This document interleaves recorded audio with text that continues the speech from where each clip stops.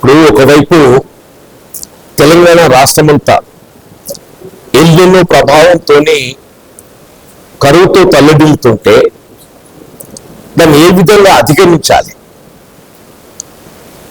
అనేటువంటి ఆలోచన చేయకుండా ఇంతవరకు ఏదైతుందో రాజకీయ కోణంతో అంటే వాస్తవంగా ఎల్నినో అనేటువంటి ఒక ఈ ప్రభావం ఏదైతుందో ఇది అకస్మాత్తుగా తెర మీదకి వచ్చింది కాదు. ఇది for last 8 months it is in discussion. ఈ ఎల్నినో రాబోతుంది, తెలంగాణ రాష్ట్రంతో పాటుగా దీని ప్రభావం దేశంతో ఉండబోతుంది, దాన్ని ఏ విధంగా అధిగమించాలో వీళ్ళ కేంద్ర రాష్ట్ర ప్రభుత్వాలు ముందస్తుగా చర్యలు చేపట్టాలని చెప్పని వాతావరణ నిపుణులు కూడా సూచన చేశారు. కానీ దురదృష్టం ఏంటంటే తెలంగాణ ప్రభుత్వం ఏదైతున్నదో వీళ్ళు ఈ దుర్భిక్ష పరిస్థితిని మనం అధిగమించడానికి వాళ్ళు ఏదైతే మనకు ప్రాణహిత నదీ జలాలు వీళ్ళు మొత్తం రాష్ట్రమంతా ఎక్కడ నీరు లేకున్నా ప్రాణహిత నదిలో మాత్రం ఏదైతుందో మన నదీ ప్రవాహం మనకు పుట్టొచ్చినట్టు కనబడుతుంది. దాన్ని దృష్టిలో పెట్టుకుని అన్నాడు కేసీఆర్ గారు, వీళ్ళు ఎంత కరువు వచ్చినా కానీ తెలంగాణ రాష్ట్రం రైతాంగం ప్రజానికి ఇబ్బంది పడకూడదు అని చెప్పని మేడిగడ్డ వద్ద బ్యారేజ్ నిర్మాణం చేయడం జరిగింది. అంటే వాస్తవంలో మేడిగడ్డ బ్యారేజ్ అనేది ఏదైతుందో వీళ్ళు మన తెలుగులో వచ్చింది కదా, ఇప్పుడు దాని అవసరం తెలిసి వస్తుంది. అదర్వైజ్ ఏదైతుందో మన కడెం ప్రాజెక్ట్ నీళ్లు, ఎస్ఆర్పి నీళ్లు ఎల్లంపల్లికి వెళ్ళి మనం ఎగువ తరలించుకునే అవకాశం ఉంది. ఒకవేళ ఎస్ఆర్పి ఓవర్ఫ్లో అవుతే వరద కాలంతో కూడా నీరు వాడుకునే అవకాశం ఉంది. వీళ్ళు మనకు అట్లా ఎస్ఆర్పి కానీ కడెం ప్రాజెక్ట్ కానీ నీటి లభ్యత పొందలేనప్పుడు ఏదైతే ఉందో ప్రాణహిత నది జలాలను వినియోగించుకోవాలి అనే ఒక భావనతోనే అలా కేసీఆర్ గారు దూరదృష్టితో వీళ్ళు మేడిగడ్డగా అన్నారం చుందిల బ్యారేజ్ నిర్మాణం చేసింది. సరే అన్ఫార్చునేట్ మేడిగడ్డ 2 పియర్స్ కుంగిపోయినాయి. కారణం ఏదైనా కానీ ఏదైతుందో దాన్ని మరమ్మతు చేసుకోవటం అదే ప్రభుత్వం అయినా బాధ్యత. జరిగినటువంటి పరిణామాలు అది ఏ పరిస్థితుల్లో అది కృంగిపోయిందనేది ఒక అంశం, దాన్ని మీరు పరిశీలించండి. But at the same time దాని రెస్టరేషన్ కూడా ఏదైతుందో ఆవశ్యకత. దురదృష్టం ఏంటంటే ఇలా రాష్ట్రంలో మనకి 23 నవంబర్లో కాంగ్రెస్ ప్రభుత్వం రావటంతో ఏదైతుందో రేవంత్ రెడ్డి ఈ మేడిగడ్డ పిఎస్ కురింగిపోవడానికి ఒక రాజకీయ కోణంతో దాన్ని ఏ విధంగా కేసీఆర్ గారిపై ఒక కుట్రపూరితంగా ఈ కాళేశ్వరం ప్రాజెక్టు నిర్మాణ రూపం భూషితమని చెప్పని ఒక ప్రచారం చేయడానికి దాన్ని వినియోగించుకునే ప్రయత్నం చేసింది తప్ప దాన్ని ఏ విధంగా మరమ్మతు చేయాలి, భవిష్యత్తు తెలంగాణ అవసరాలు ఏ విధంగా తీసుకోవాలనేటువంటి ఒక ప్రయత్నం మాత్రం వీళ్ళు 30 మాసాలు పరిస్థితి చేయలేని చెప్పండి. రేవంత్ రెడ్డి నిజంగానే రాష్ట్ర హితం కాల్చించేవాడైతే నువ్వు తుమ్మడి ఎటువంటి బ్యారేజీ నిర్మాణం చేస్తా అని చెప్పన్నావు, దాన్ని వదిలేసినావు. తుమ్మడి ఎటువంటి బ్యారేజీ నిర్మాణం చేస్తామని చెప్పని కాంగ్రెస్ ఎన్నికల ప్రణాళికలో పేర్కొన్నది. మరి తుమ్మడి ఎటువంటి బ్యారేజీ నిర్మాణం దాన్ని ఊసేలేదు. పోనీ కనీసం మేడిగడ్డ బ్యారేజ్ మరమ్మత అంటే ఇది మరమ్మతు చేస్తే కేసీఆర్కి ఎట్లా పేరు వస్తుందో అని ఒక కుట్రపూరితంగా ఏదైతుందో ఒక ఈర్ష్యా ద్వేషాలతో కేసీఆర్ గారి పట్ల ఈర్ష్యా ద్వేషాలతో ఏదైతుందో దాన్ని మరమ్మతు చేపట్టలేదు. సరే ఆల్ రైట్, ఇవాళ ఏమైనా కానీ ఏదైతుందో ఈ పరిస్థితులలో అత్యవసర పరిస్థితులలో మేడిగడ్డ బ్యారేజ్కు సంబంధం లేకుండా వీళ్ళ కన్నెపల్లి పంపౌడ్ నుండి ఏదైతుందో 93.5 మీటర్ లెవెల్తో ప్రవాహం ఉన్నట్టయితే 93.5 మీటర్ లెవెల్తో ప్రవాహం ఉన్నట్టయితే మేడిగడ్డ బ్యారేజ్ అవసరం లేకుండా నీటిని ఎగువకి ఎత్తిపోయవచ్చు. అన్నారం కానీ సుందిల్ల కానీ, అంటే అన్నారంకి సుందిల్లకు ఎల్లపల్లికి. బీఆర్ఎస్ పార్టీ కార్యనిర్వాహక అధ్యక్షుడు కేటీ రామారావు గారు ఏదైతుందో ఎల్లిలో ప్రభావం రాబోయేటువంటి ఒక ఈ దుర్భిక్ష పరిస్థితులను ముందస్తు ఊహించి ఒక బాధ్యత గల రాజకీయ పార్టీ నాయకుడు చెప్పట్టు అందరూ కూడా మేము సందర్శించినవి. మరి ప్రభుత్వాలు ఏదైతుందో అలర్ట్ చేసి ప్రభుత్వం ఏదైతుందో పాజిటివ్ తీసుకోవాలి. ఒక ప్రతిపక్ష బాధ్యత గల ప్రతిపక్ష పార్టీ సూచన చేస్తుందంటే దాన్ని ఏ విధంగా దాన్ని ఏ మేరకు మనం పాజిటివ్ కోణం ఉన్నది ఆలోచన చేయాలి. రేవంత్ రెడ్డి ఎంతవరకు నెగటివ్ తో ఏదైతుందో పాజిటివ్ కోణం ఆలోచన చేయక దాన్ని పక్కన పడేసి నిర్లక్ష్యం చేసింది. ఇవాళ రిటైర్డ్ ఇంజనీర్స్, సాంకేతిక నిపుణులు Shyam Prasad Reddy and his team వాళ్ళందరూ పేర్కొన్నదే. వాళ్ళందరూ పేర్కొన్న మేడిగడ్డ బ్యారేజ్ సంబంధం లేకుండా కన్నపల్లి పంప్ హౌస్ నుండి 93.5 మీటర్ల లెవెల్లో ప్రవాహం ఉంటే మీరు అన్నారం సుందిళ్లకు మీరు barrage safe level barrage safe level గమనించుకుంటే ఏదైతుందో ఎత్తిపోయొచ్చని చెప్పి వెదిరి శ్రీరామ్ గారే, తెలంగాణ బిడ్డ వెదిరి శ్రీరామ్ గారు ఇలా మహారాష్ట్ర ప్రభుత్వానికి ఏదైతుందో సాగునీటి రంగంలో ఆయన సలహాదారుడు ఉన్నాడు. సరే కొన్ని అంశాలలో ఏదైతుందో ఆయన భిన్నాభిప్రాయం వ్యక్తం చేసినా కానీ ఇలా కన్నపల్లి పంప్ హౌస్ నుండి నీటిని ఎగువ తరలించడానికి ఏదైతుందో మనకు అవకాశం ఉంది, దాన్ని వినియోగించుకోవాలని చెప్పని కూడా వారు కూడా పేర్కొన్నారని చెప్పండి. ఈ మధ్య మీరు గమనిస్తున్న జీ టీవీలో శాస్త్రి గారు అని చెప్పని ఒక రిటైర్డ్ ఇంజనీరింగ్ చీఫ్ ఆయన కూడా పేర్కొంటూ ఆయన కూడా బ్యారేజీ నిర్మాణము దాని నిర్వహణలో కొన్ని భిన్నాభిప్రాయాలు వ్యక్తం చేశారు. కానీ ప్రస్తుతం పరిస్థితుల్లో ఏదైతుందో మీరు కన్నపల్లి పంప్ హౌస్ నుండి నీటిని ఎగువకి ఎత్తిపోవచ్చు అని చెప్పని వారు కూడా పేర్కొన్నారని చెప్పండి. ప్రతి ఒక్కరు కూడా ఎక్సెప్ట్ కిరణ్ కుమార్ రెడ్డి, రేవంత్ రెడ్డి ఇంత తీవ్ర కరువు అని చెప్పి అంటున్నారు. ఇవాళ ఈ ఎల్లినో అనేది ఇవాళ పుట్టుకొచ్చింది కాదా. ఇవాళ నిన్న లక్ష్మణ్ గారు మంత్రి మాట్లాడుతున్నాడు, ఇది మా చేతిలో వీడి ఇచ్చిందా ఎల్లినో. అరే ఎలా ప్రభుత్వం అంటే ఏంటి అంటున్నా నేను. ఎప్పుడైతే దుర్భిక్ష పరిస్థితులు ఎదురు కాబోతాయో దాన్ని ఏ విధంగా అధిగమించాలని ఆలోచించాలనే ప్రభుత్వం ఉంటుంది. ఎల్లినో అనేది ఇవాళ వచ్చిన సూచన కాదు. ఇది 8 మాసాల కింద సూచికొచ్చింది, సంవత్సరం క్రితం సూచికొచ్చింది, వాతావరణ నిపుణులు సూచించింది. దాన్ని ఏ విధంగా అధిగమించాలి. ఇవాళ ఆరుతడి పంట పెట్టుకుంటుందా, ఇవాళ ఆరుతడి పంట పెట్టి ఇవాళ పునాసం వేయడానికి ఇప్పుడు పంటలు పెట్టాల్సిందే వచ్చిందే. ఏదో బ్యారేజ్ నిర్మాణం చేస్తున్నప్పుడు ఒక పాయకెళ్ళి నీటి ఇంకో పాయకు తరలింపు చేయాలని చెప్పంటే మనం ఏం చేస్తాం, ఇసుక బస్తాలతో రింగ్ బండేస్తాం.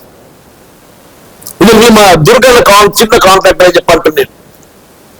ఎవరో ఆయన ఏదైతుందో ఒక వంత నిర్మాణం చేస్తే నీటిని పక్కను తప్పించడానికి ఏదైతుందో రింగ్ బండేస్తాం. మరి ఏదైతుందో మనకి కన్నపల్లి 20,000 క్యూసెక్ వస్తుంది. 20,000 క్యూసెక్ అంటే ఇది 44 మీటర్ల పైన ఉన్నది కదా. 20,000 క్యూసెక్ తో కూడా 94 మీటర్ల పైన ఉన్నది వాళ్ళ. మనకు డ్రా లెవెల్ ఏదైతుందో మినిమం డ్రా లెవెల్ 93.5 మీటర్. ఈ 20,000 క్యూసెక్ తో కూడా మినిమం డ్రా లెవెల్ ఏదైతుందో మనం పొందుతున్నాం. అక్కడ మన హై లెవెల్ వస్తే 3 టీఎంసీ 3 పంపులు ఆపరేట్ చేయవచ్చు. లో లెవెల్ వస్తే తక్కువ వస్తే అనుకో 2 టీఎంసీ ఆపరేట్ చేయి, ఇంకా తక్కువ వస్తే అనుకో 1 టీఎంసీ ఆపరేట్ చేయి. నేనేమంటున్నా ఇప్పుడు 3 పంపు సెట్లు ఆన్ చేస్తే 3 టీఎంసీలు వస్తాయి. 3 టీఎంసీకి సరిపడే మీరు పొందలేకపోతున్నాం అని చెప్పంటే దాన్ని 2 ఆపరేట్ చేయి. 2 పొందలేకుండా 1కి ఆపరేట్ చేయి. 11,000 క్యూసెక్ ప్రవాహం ఉంటే 1 టీఎంసీ నీటిని మనం ఎత్తిపోయొచ్చు. 11,000 క్యూసెక్ ప్రవాహం ఉంటే 1 టీఎంసీ నీటి ఎత్తిపోయచ్చు. ఇవాళ మనకి 20,000 క్యూసెక్ నీటి ప్రవాహం ఉన్నది. ఇవాళ నిన్న మొన్న ఏదైతుందో ఛత్తీస్గఢ్ లో వర్షాలు పడి మొత్తం ఏదైతుందో ప్రవాహం అంతా మళ్ళీ ప్రాణిత మళ్ళీ ఉధృతికి వచ్చింది. ప్రాణిత నది ప్రభావం మళ్ళీ ఉధృతికి వచ్చింది. ఆ బొగత జలపాతం ఏదైతుందో మనం నిన్న రాత్రి ఎలక్ట్రానిక్ గమనించేమని చెప్పండి. కాదు అంటే కింద ఒక కాఫర్ డ్యామ్ నిర్మాణం చేయి. మేడిగడ్డ బ్యారేజ్ కు ఎగువన ఇప్పుడు మన కన్నెపల్లి నుండి మేడిగడ్డ మధ్య it is about 18 kilometres. Kannepalli నుండి మేడిగడ్డ మధ్య ఇట్స్ అబౌట్ 18 కిలోమీటర్స్. మేడిగడ్డ ఓకుంటా కన్నెపల్లి దిగువన ఏదైతుందో 1 కిలోమీటర్ దిగువన 2 కిలోమీటర్ దిగువన టెక్నికల్ ఫీజిబిలిటీ ఎక్కడ ఉంటే అక్కడ కాఫర్ డ్యామ్ నిర్మాణం చేయి. కాఫర్ డ్యామ్ నిర్మాణం చేస్తే ఎంత ప్రవాహం వచ్చే దాన్ని మనం నిలుపుదల చేసుకొని పైకి ఎత్తిపోసుకోవచ్చు. నీ ఆలోచన ఏదైతుందో ఇవాళ ఒక నిర్మాణాత్మక లేకపోవడంతో ఏదైతుందో ఇవాళ ఏమైపోయిందనంటే సాగునీరుగా తాగుటమే లేవు. హైదరాబాద్ నగరం కాలువ తట్టు కనబడుతున్నట్టు హైదరాబాద్ కాలువ తట్టు కనబడుతుంది. పవర్ జనరేషన్ లేదు. అలాగే కేసీఆర్ గారు ఉన్నాం ఏదైతుందో 24 గంటలు నిరంతర విద్యుత్ వచ్చిందే. ఈ రాష్ట్రంలో బీఆర్ఎస్ ప్రభుత్వం అధికారంలో ఉండగా 24 గంటలు నిరంతర విద్యుత్ మనం పొందగలిగింది. ఇవాళ ఏమైపోయింది, వాళ్ళ ఆన్సర్తో ఏదైతుందో రాత్రి వ్యవసాయానికి కరెంట్ ఇచ్చేది లేదు. మేము మా పత్రిక సోదరులు ఏదైతుందో మీరు you can inspect any substation, మీరు you can inspect any substation, మీరు ఏ రైతులన్నా ఏదైతుందో మందలిగాది కాలంలో కరువు ఉండేది. 2004కి పూర్వము చంద్రబాబు నాయుడు గారు ముఖ్యమంత్రి ఉండగా నేను కరువు చూసిందా. మళ్ళీ ఇప్పుడు కరువు కనబడుతుందంటే మళ్ళీ రేవంత్ రెడ్డి వచ్చినాకంటే కరువు కనబడుతుందా. 2004 వరకు చంద్రబాబు నాయుడు ముఖ్యమంత్రి ఉన్ననాడు కరువు చూసింది. మళ్ళీ కరువు అప్పుడు మొత్తం ప్రతి ఊళ్ళో బావిలో వినాం. మా తిప్పలపేట గోపాలపేటలో బావిలో వినామా నేను, నాకు గుర్తుంది. ఇవాళ మళ్ళీ పుణ్యాత్తుడు ఏదైతుందో అదే చంద్రబాబు నాయుడు మార్గం నడిచేప్పుడు రేవంత్ రెడ్డి వచ్చింది కాబట్టి ఇంకో మళ్ళీ ఇంకో ఈ కథ వచ్చింది. అందుకే అంటున్నాం మళ్ళా వ్యవసాయ శుద్ధ దండగా ఉంటాడు. ఎందుకంటే చంద్రబాబు నాయుడు చెప్పిండు వ్యవసాయ శుద్ధ దండగా అని చెప్పిండు. మళ్ళీ ఇంకో రేవంత్ రెడ్డి కూడా మోపాడు. వ్యవసాయం అనుకో బంద్ పెట్టుకుంటే ఆ క్రాప్ ఆల్రెడీ ఇచ్చేది పంచాయతీ. నిజంగానే రైతుకి ఏదైతుందో వ్యవసాయం గిట్టుబాటు పరిస్థితి లేని వాళ్ళ. నేనైతే మీరు యూ కెన్ గమనించవచ్చు బాబు, నాకు జాతరపూర్లో 12 ఎకరాల పొలం ఉన్నది బాబు. మన వ్యవసాయం ప్రస్తుత పరిస్థితుల్లో సాధ్యం కాదని చెప్పని నేను సామాజిక అడవుల పెంపకానికి నేను పోతున్నా బాబు. సోషల్ ఫారెస్ట్రీ సామాజిక అడవుల పెంపకాన్ని వాళ్ళ పోతున్నా. నేను ఆల్రెడీ సింపుల్ కాగా పేపర్ మిల్తో ఒప్పందం చేసుకున్నా. పరిస్థితి చూసిన రైతు పరిస్థితి ఏదైతుందో నీకు ఎకరానికి పంటకు 25,000 కంటే ఎక్కువ రావు. సంవత్సరాలు 50,000 కావాలి. ఆ 50,000 నుంచి ఎక్కడ వస్తుంటే అక్కడ పోవాలి. వ్యవసాయాలు కనబడలేదు. నేను సామాజిక అడవుల పెంపకాన్ని నేను పోతున్నాను. మరి కదా నేను ఒక్కనే కాదు, ఇది నేరిపల్లి మండలం మొత్తం పోతుండ్రు. అచ్చిపూర్ దామోదర్ వేయండు, అచ్చిపూర్ దామోదర్ ఆల్రెడీ వేయండు. ఇక్కడ కూడా చాలా మంది రైతులు ఏదైతుందో సోషల్ ఫారెస్ట్ పోతున్నారు. పరిస్థితి నేనేమంటున్నా, ప్రభుత్వం మీరు ఏదైతుందో క్రాప్ హాలిడే డిక్లేర్ చేయండి, పంటకు 20,000 ఇవ్వండి. క్రాప్ హాలిడే డిక్లేర్ చేయండి, ఎకరాకి ఏదైతుందో పంటకు 20,000 ఇవ్వండి. పంటకు 20,000 అంటే 2 పంటలకి ఎంత 40,000. మేము వ్యవసాయం చేసినా 20,000 కంటే ఎక్కువ మిగలేదు అన్నట్టు.